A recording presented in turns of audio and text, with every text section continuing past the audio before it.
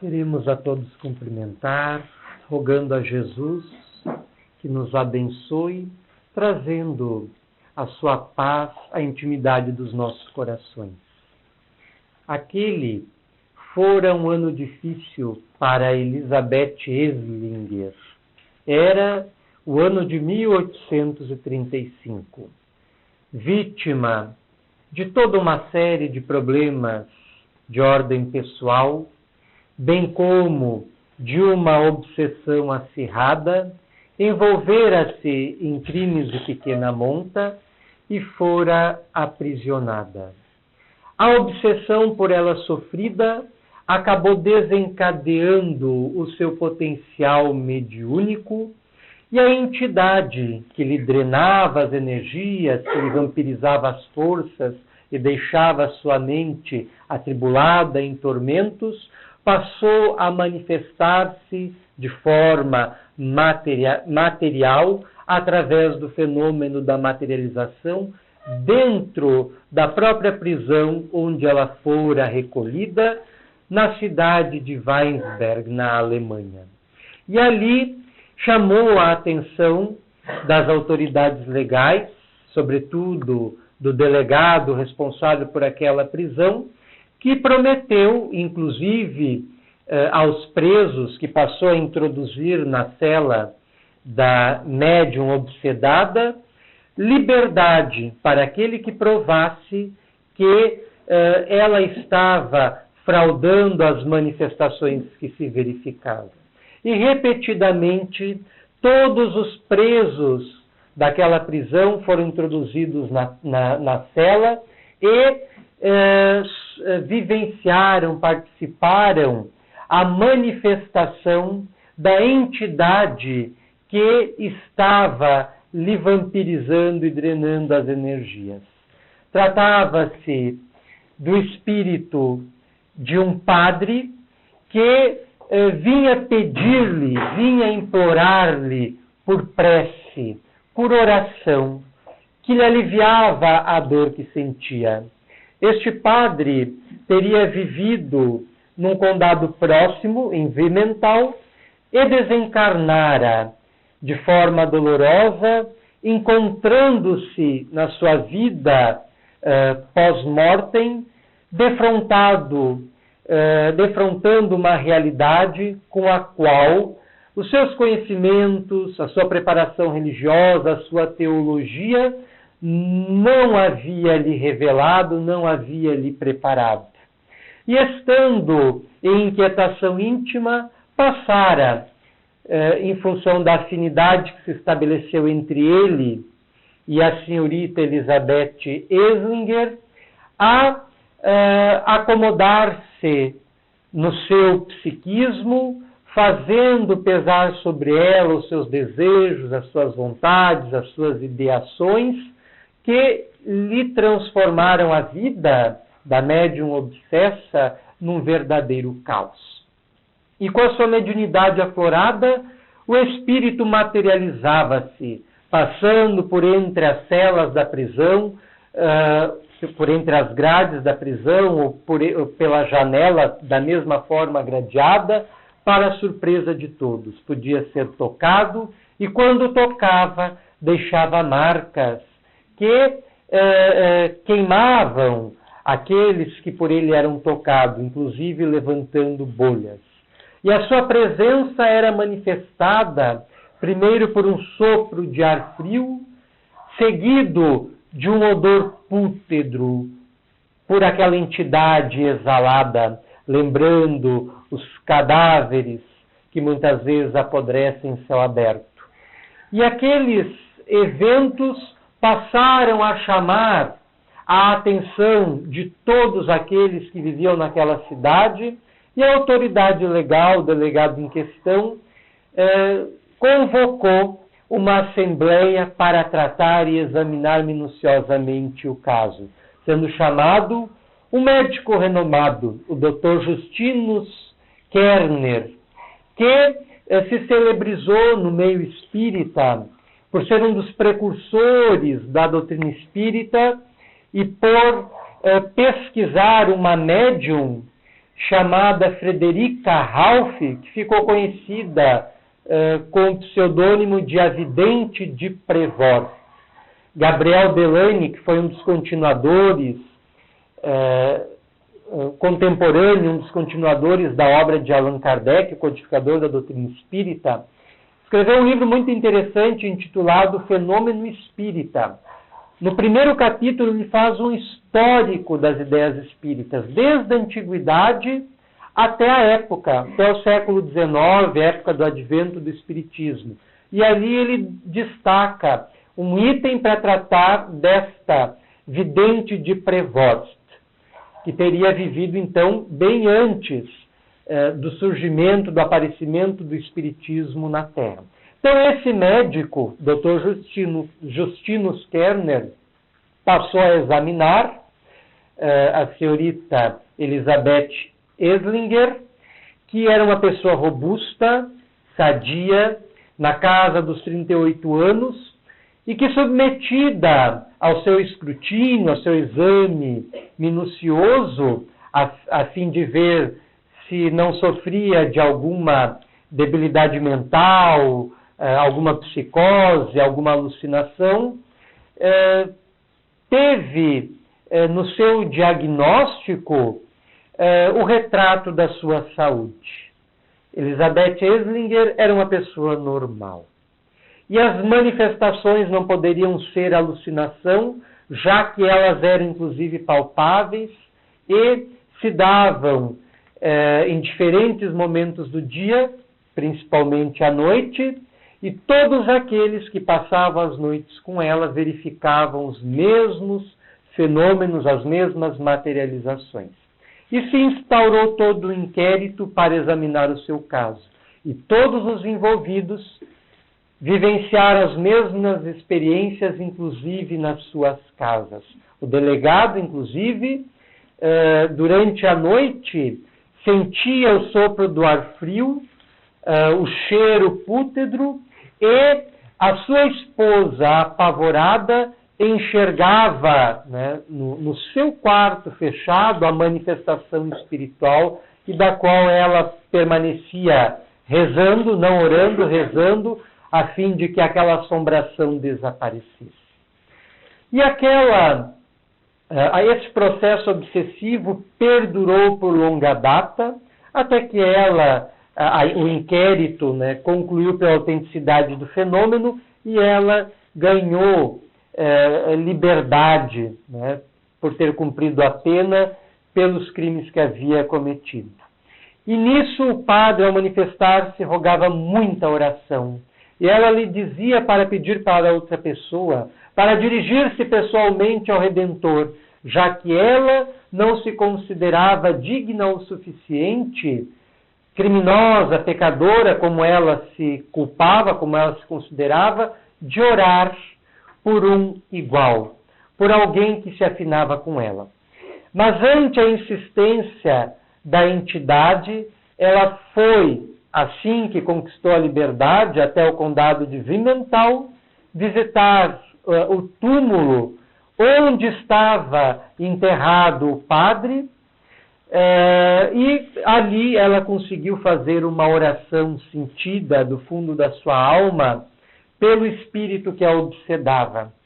E naquele mesmo momento ela foi amparada por aqueles que estavam com ela, ela esteve desmaiada por mais de meia hora, e no qual ela, desdobrada, passou a comunicar-se com o padre diretamente, que lhe agradecia as preces, já que ele tinha fome de prece, uma vez que as vibrações oriundas da prece lhe amainavam as dores íntimas, lhe acalmavam os estertores da sua intimidade, lhe amainavam, lhe abrandavam a dor.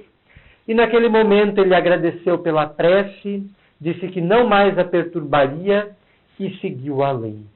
E ela jamais fora perturbada novamente por qualquer outra entidade espiritual que fosse. Isso, repetimos, ocorreu em 1835 e está bem documentado num opúsculo escrito pelo Dr. Justinus Kerner, contendo os relatórios sobre o caso que ele encetou, bem como o inquérito da comissão, o relatório do inquérito da comissão, convocada pelo delegado para examinar o caso, que se tornou célebre, legendário até naquela localidade. Isso repetimos no ano de 1835. Só se haveria a falar de manifestações espíritas de uma forma mais impactante na próxima década, em 1848, com os famosos episódios de Hydesville, também uma pequena vila no condado de Nova York, nos Estados Unidos, em que na família Fox passa a se manifestar um espírito de um mascate, um vendedor ambulante, chamado Charles Rosman, que fora assassinado naquela residência alguns anos antes da mesma passar a ser ocupada pela família Fox. E aí começa-se então a ouvir-se falar de fenômenos espíritas, e só na década seguinte, 1857, é que surge o Livro dos Espíritos, que marca o nascimento do espiritismo na Terra.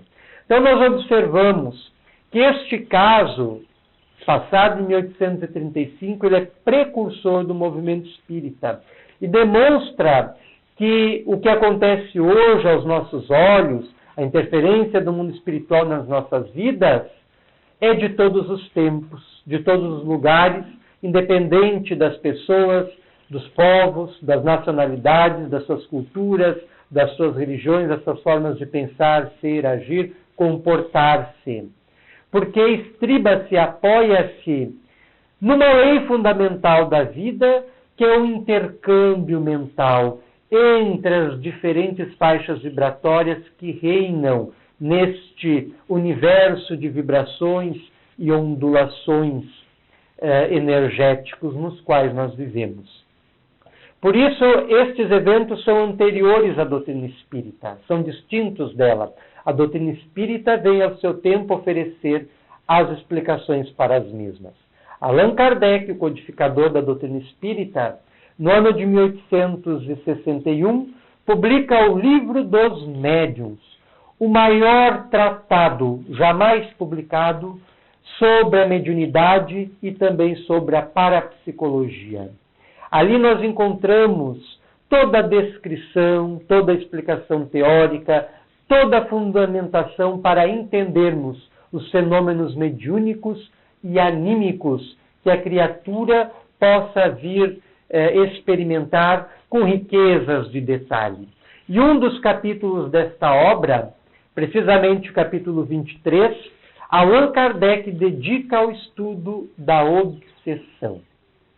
E é justamente sobre isso que nós gostaríamos de aproveitar os próximos minutos para desenvolver, através de um comentário breve, o problema, o drama que muitas vezes vivenciamos sem nos darmos conta, que foi denominado por Kardec como obsessão. Então ali Allan Kardec escreve, já no primeiro item do capítulo, o item 237, que obsessão é o domínio que alguns espíritos logram adquirir sobre certas criaturas, sobre certas pessoas. É a definição que Allan Kardec dá de obsessão, uma definição bem simples. É o domínio que certos espíritos logram adquirir sobre certas pessoas. E no item seguinte, o item 238, ele complementa a sua definição. Ele escreve que a obsessão consiste na tenacidade de um espírito, do qual não consegue desembaraçar-se a pessoa sobre o qual ele atua. Então, a interferência do mundo espiritual, nós todos sofremos, mesmo sem nos darmos conta dela. Ela é diária, ela é de todos os instantes. Aqui, nós estamos sofrendo interferência da espiritualidade, embora conscientemente, muitas vezes não registremos, a não ser aqueles que possuem as suas faculdades mediúnicas mais aguçadas, mais adestradas, mais desenvolvidas, que conseguem registrar a presença espiritual e identificar essa interferência. Mas, a rigor, no nosso dia a dia, nas faixas mentais em que estagiamos, nós não vislumbramos, não percebemos esta influência, mas nós a sofremos. Nós também não vemos o ar, mas sem ele a vida não seria possível. Nós não vemos os vírus e as bactérias, mas estamos sob o seu império, né? Vivemos gripados, por exemplo. Então, embora não percebamos essa interferência, nós a sofremos diariamente, tanto positiva quanto negativamente. Mas, quando nós não conseguimos opor a nossa vontade a essa interferência, é que está estabelecido o quadro obsessivo. Nós podemos sofrer, eventualmente, uma sugestão de espíritos que estão presos às sombras, às trevas, mas podemos opor nossa vontade àquela sugestão e ela não nos causar nenhum dano mais grave. Mas quando nós não conseguimos opor a nossa vontade a essa influenciação ruim, negativa, aí desenha-se, configura-se o drama da obsessão, o quadro da obsessão. Por isso que Allan Kardec escreve que a obsessão consiste na tenacidade de um espírito, que teima por fazer com que a sua influência seja exercida sobre a pessoa, malgrado a sua vontade.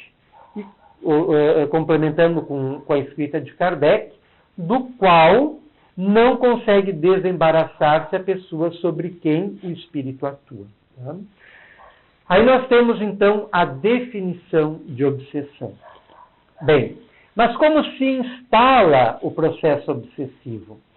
Ele se instala de uma forma muito sutil, muito imperceptível, através da indução, através da recepção de uma ideia perturbadora, oriunda de uma entidade que está perdida, que está presa à sombra, que está presa ao ódio, que está presa ao ressentimento e que muitas vezes pode ter uma vinculação no passado remoto ou próximo com a pessoa que está lhe sofrendo a influenciação.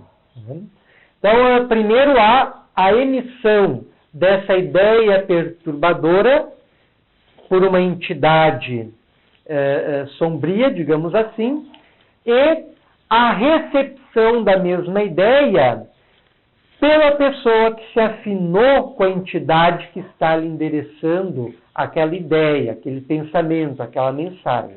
E à medida que essa ideia vai se introduzindo, vai se fixando, começa a polivalência mental,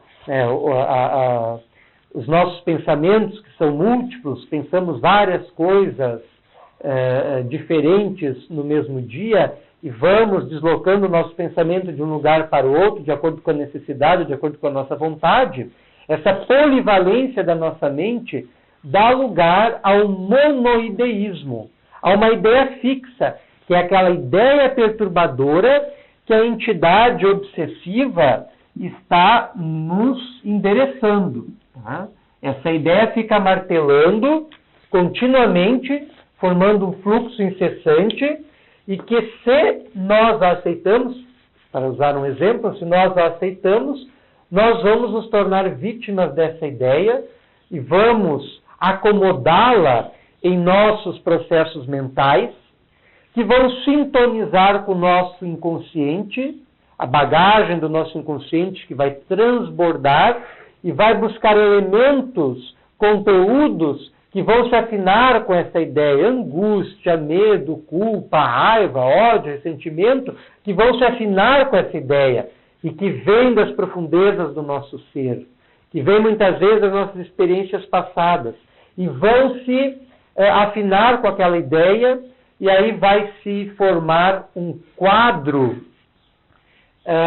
de intercâmbio mental entre a entidade obsessora e a entidade que está sofrendo a obsessão. Então, forma-se um circuito mental.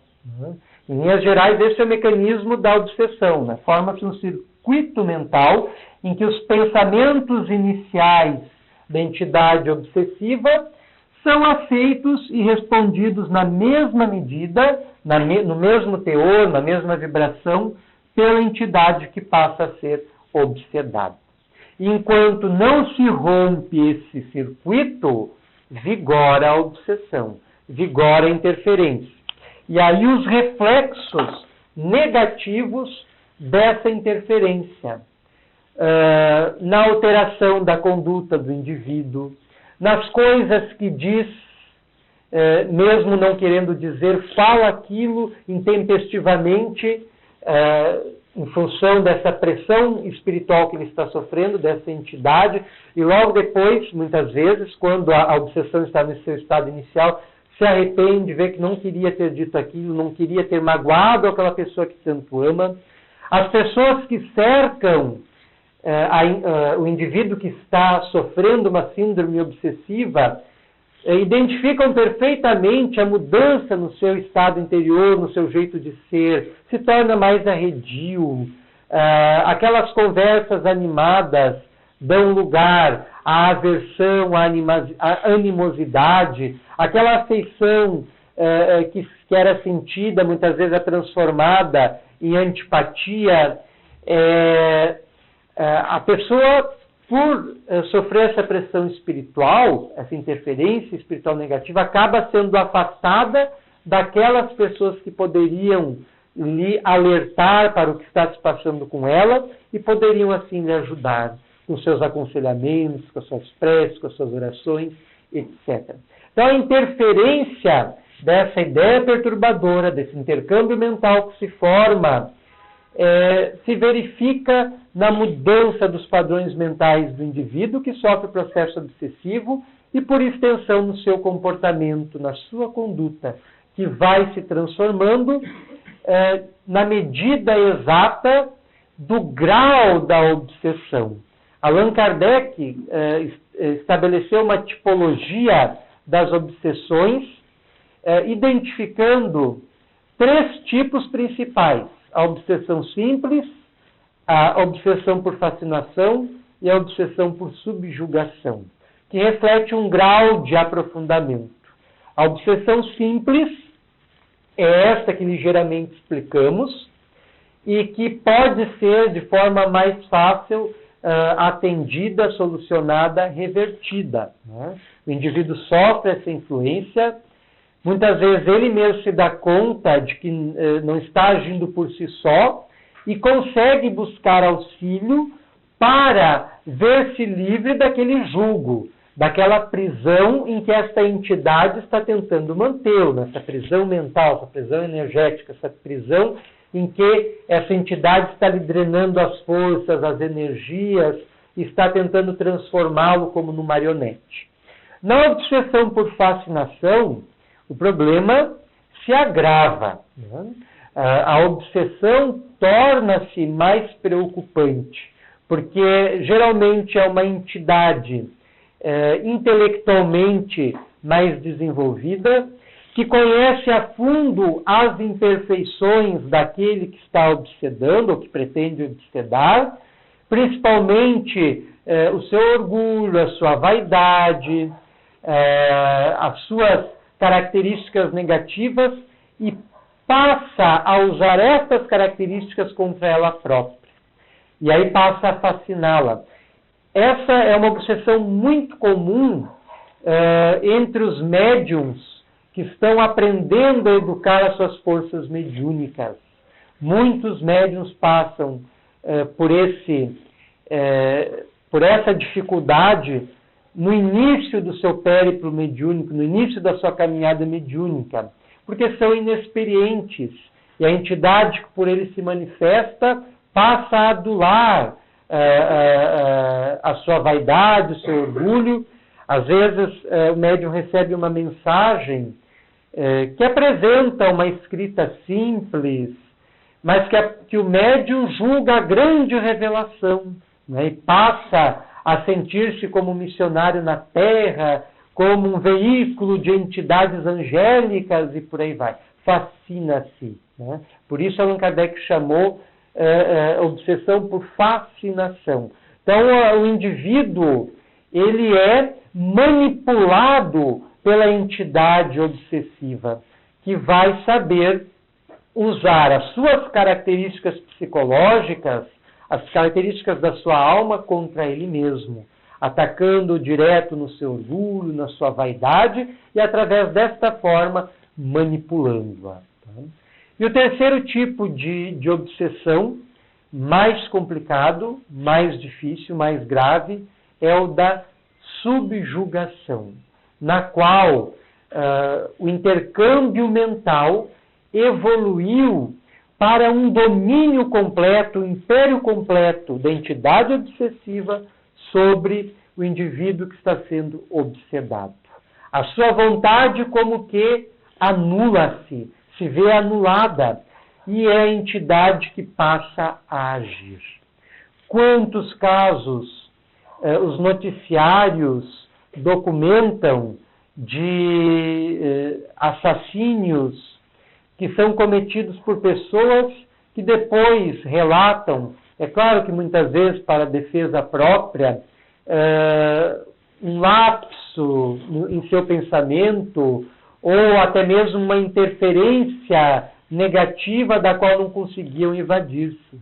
Evidentemente que em tudo aquilo que nós fazemos, nós temos o concurso da espiritualidade, tanto para o bem quanto para o mal.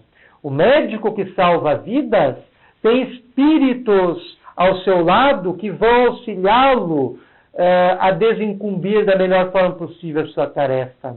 O criminoso que comete assassinatos, homicídios, horrores, vai ter espíritos que se afinam com o seu quadro íntimo e vão lhe auxiliar no desempenho das suas ações nefastas.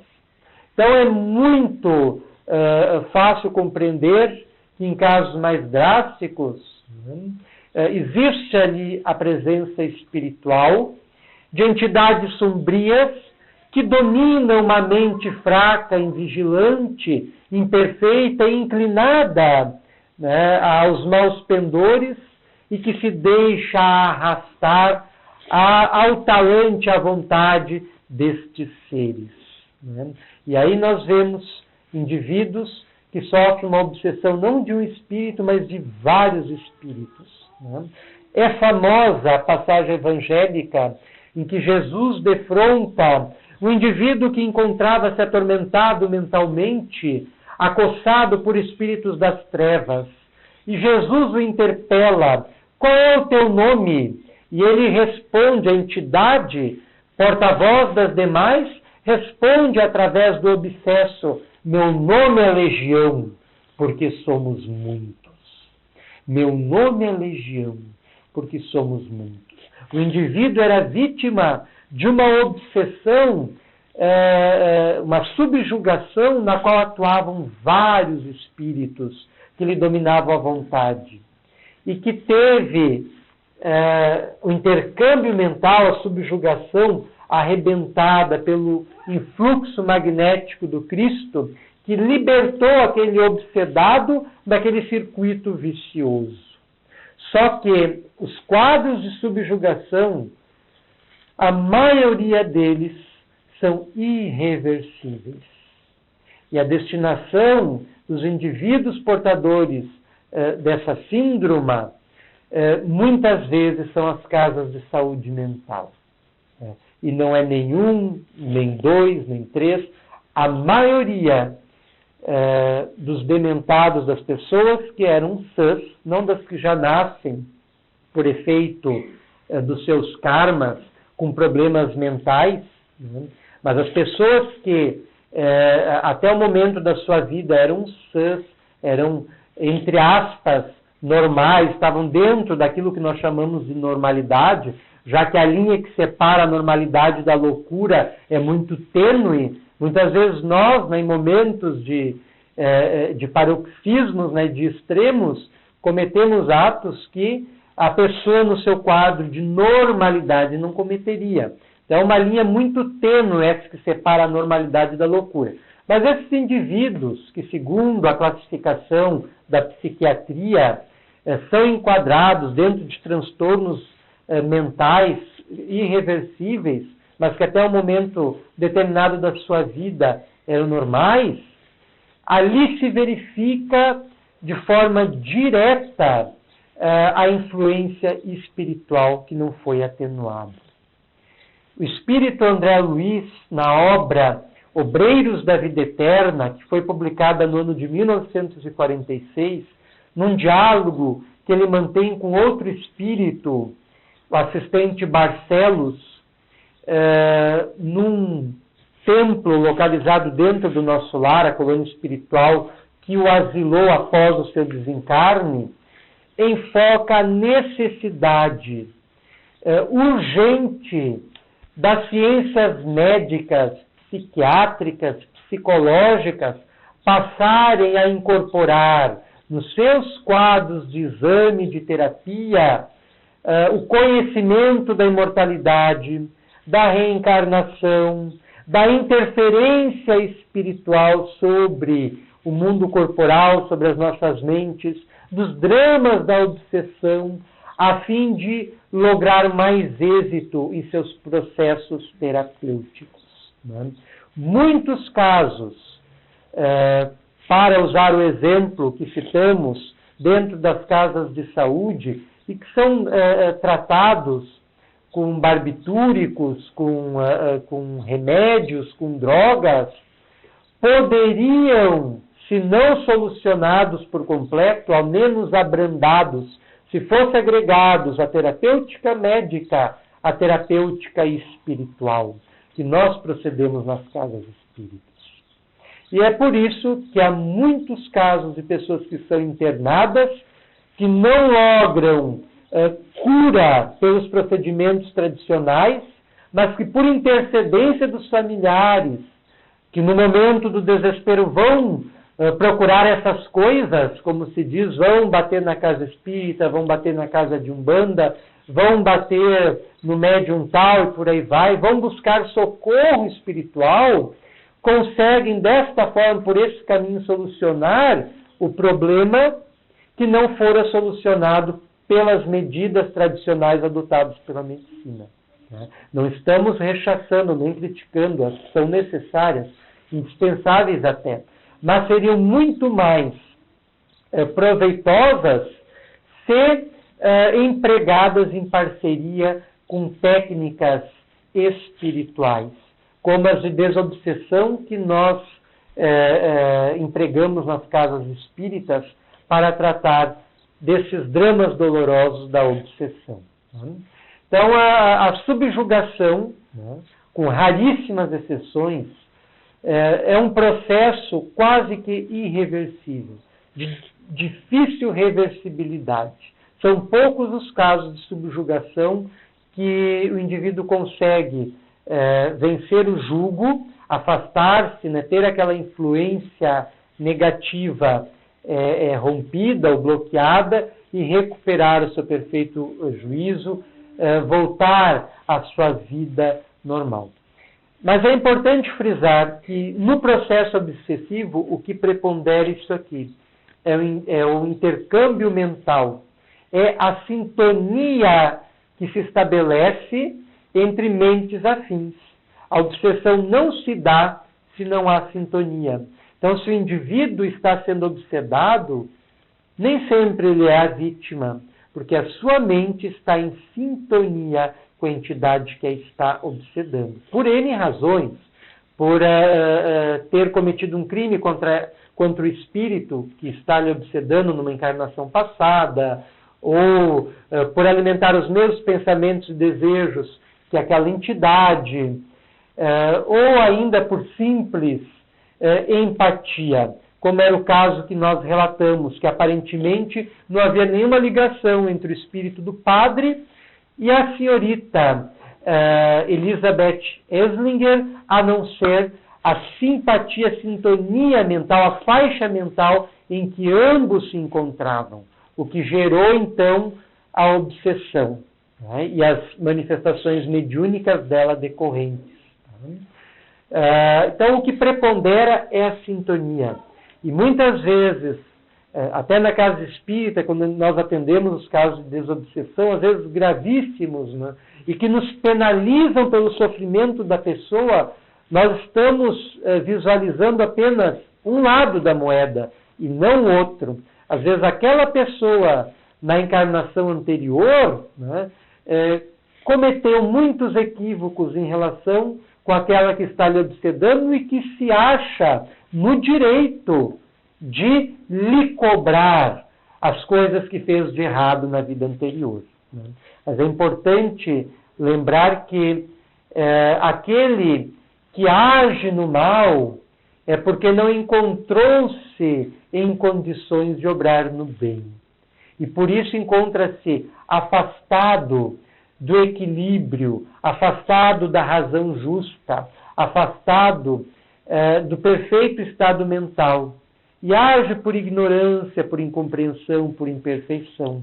Então, a obsessão é algo muito delicado, o seu mecanismo por demais intrincado, e que precisa de uma predisposição do indivíduo que a sofre. Somos todos nós, invariavelmente, estamos sujeitos às obsessões no nosso dia a dia, das mais simples às mais complexas, a obsessão simples, a subjugação, não estamos livres delas.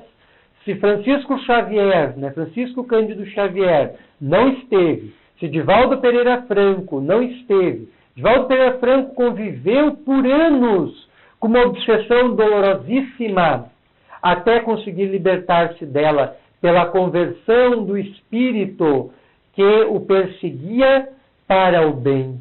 Foram anos de uma obsessão dolorosíssima. Às vezes, Divaldo estava fazendo a palestra, que são palestras inspiradas. Quem não assistiu não pode perder a oportunidade de assistir. Ele estará agora em outubro aqui em Novo Hamburgo, presidindo e realizando um seminário. É Saúde e Paz, me parece o nome. Não tenho bem certeza. Oi? Não tem. Paz e saúde, né? Paz e saúde. E quem não teve a oportunidade de assistir, assista ainda. Porque muitas vezes ele enxerga as imagens que os espíritos vão projetando, ele as vai descrevendo, ou então os espíritos se assenhoreiam da sua aparelhagem mediúnica e falam por ele mesmo, ou muitas vezes lhe inspiram, né, o que ele deve falar. E muitas vezes ele via, imagens que ele precisava durante a palestra descrever, porque ele tem uma oratória fantástica, produto das suas experiências encarnatórias, e ele via a entidade obsessiva que fora um padre na outra vida, qual ele mesmo fora na reencarnação, em uma das suas últimas reencarnações, e lhe inspirava palavras em latim para interferir negativamente nas suas palestras. E ele tentando ser senhor de si e filtrar a influência positiva que ele sofria da influência negativa que estava sofrendo ao mesmo tempo. E nós, no nosso dia a dia, também estamos sobre esse império, tanto de influências positivas quanto de influências negativas, e temos que saber filtrar a positiva da negativa. Então é necessário ao indivíduo, repito que somos todos nós, que caiu nas malhas da obsessão, em primeiro lugar, a predisposição para destas malhas sair, o que exige uma mudança interior, uma mudança no seu comportamento, uma mudança no seu pensamento. Jesus já dizia, diz-me com quem andas e eu dir-te-eis quem és. Então, quem nós somos atrai espíritos do mesmo quilate, atrai pessoas do mesmo quilate para a nossa proximidade, que têm empatia com características que muitas vezes são inconscientes para nós, mas que estão presentes em nosso íntimo, em nosso psiquismo. Então, em primeiro lugar, nós temos que mudar o nosso comportamento interior, o nosso padrão de pensamento, educando a nossa alma à luz do Evangelho, à luz dos sentimentos cristãos.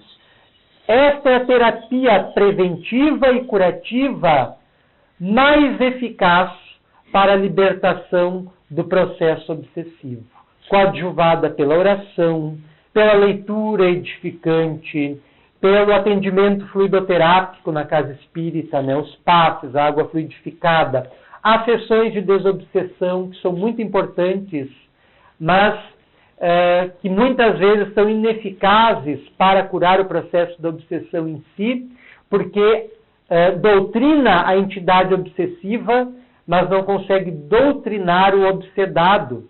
Então, como Chico Xavier dizia, não adianta afastar as moscas, há que se pensar, há que se tratar a ferida que as atrai.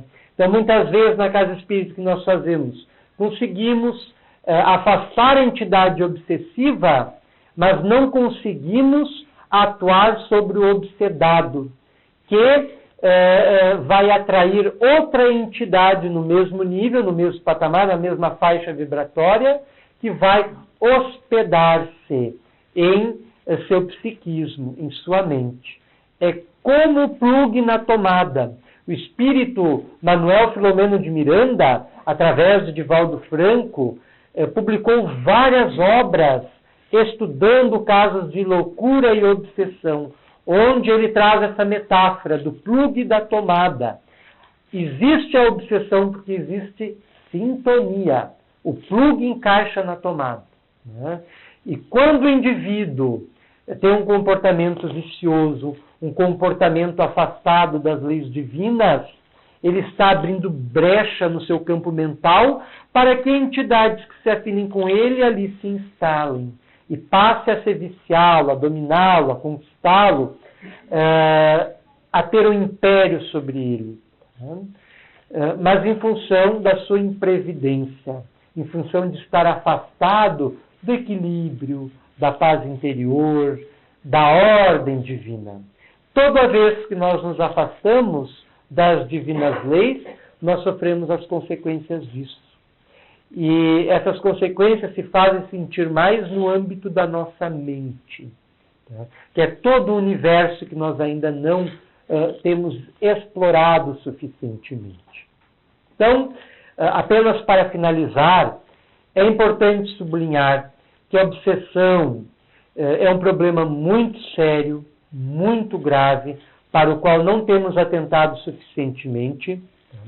Em segundo lugar, a terapia desobsessiva passa necessariamente pela mudança interior, pela renovação do indivíduo, pela oração ardente, não aquela oração só de palavras, pela oração real. O caso que nós relatamos da Elizabeth Eslinger, ela só conseguiu se libertar da obsessão quando conseguiu orar de verdade. Ela não só se libertou e ajudou o espírito que tinha fome de oração, como conseguiu libertar-se a si própria da culpa que sentia por ser uma pecadora, como ela qualificava a si mesma. Então ela conseguiu, embora tenha cumprido a sua pena, ela conseguiu libertar-se da culpa que ela ainda sentia pelos crimes que havia perpetrado, através da oração. A oração opera o que ainda hoje poderíamos reputar como milagres, porque tem uma força, um poder que nós estamos longe de perquirir e entender. Então a oração é muito importante no processo da desobsessão. A oração intercessória que os familiares, os entes queridos fazem por aquele que caiu nas teias obsessivas é muito importante, muito positivo. A leitura edificante, os livros espíritas, os romances espíritas, os livros de estudo, nos trazem todo um cabedal de reflexões, de argumentos, de nuances que nos ajudam a nos compreender melhor e a nos libertarmos das nossas obsessões, no rumo de uma vida mais saudável, mais tranquila, mais feliz. Então nós queremos, desta forma, agradecer a atenção de todos e rogar a Jesus, o nosso divino mestre, psicoterapeuta da humanidade e de todos nós, que nos auxilie na solução das nossas obsessões que as vivenciamos em nossos dia a dia, na libertação e solução dos nossos dramas interiores, dos nossos conflitos psicológicos, dos nossos problemas íntimos, que muitas vezes não conseguimos exteriorizar, não conseguimos partilhar com aqueles que nos cercam a fim de obtermos ajuda, então que o Cristo possa nos auxiliar a curar a nossa alma. Ele que não só curava os corpos, mas principalmente curava os espíritos para que passassem a ter uma vida espiritual mais harmônica e para que esta harmonia refletisse na saúde dos corpos físicos. Que nós possamos, sob as suas bênçãos, encerrar esta palestra, desejando que a sua paz siga conosco hoje e sempre. Passamos, sem mais delongas, a palavra aos trabalhadores da casa.